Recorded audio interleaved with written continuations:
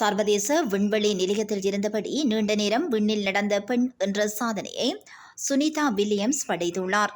இந்திய வம்சாவளியைச் சேர்ந்த அமெரிக்க விண்வெளி வீராங்கனை சுனிதா வில்லியம்ஸ் மற்றுமொரு வீரரான புஷ் வில்மோர் கடந்த ஜூன் 5ஆம் தேதி ஸ்டார்லைனர் விண்கலம் மூலம் சர்வதேச விண்வெளி மையத்திற்கு சென்றனர்.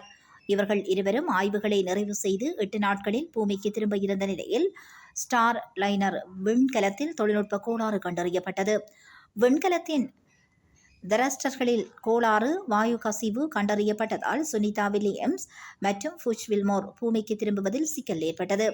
அவர்கள் பிப்ரவரி மாதமளவில் பூமிக்கு திரும்புவார்கள் என எதிர்பார்க்கப்படும் நிலையில் சர்வதேச விண்வெளி நிலையத்தில் அதிக நேரம் ஸ்பேஸ் வாக் செய்த பெண் என்ற சாதனையை சுனிதா வில்லியம்ஸ் படைத்துள்ளார்.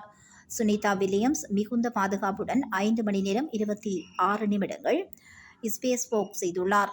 9வது முறையாக ஸ்பேஸ் வாக் செய்துள்ள சுனிதா வில்லியம்ஸ் விண்வெளியில் மட்டும் 62 மணி நேரம் 6 நிமிடங்களை கழித்துள்ளார். சுனிதாவுக்கு பல்வேறு தரப்பினர் வாழ்த்து தெரிவித்து வருகின்றனர்.